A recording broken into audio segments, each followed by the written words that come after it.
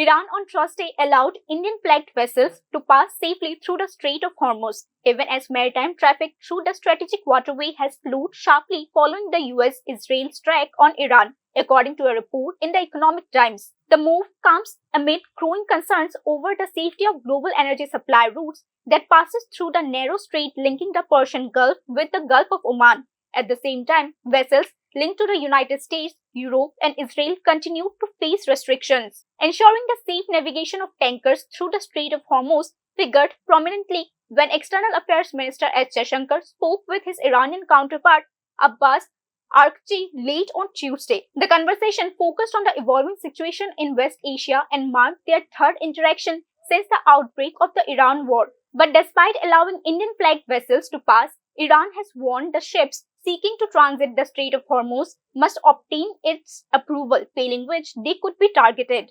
We report News Now.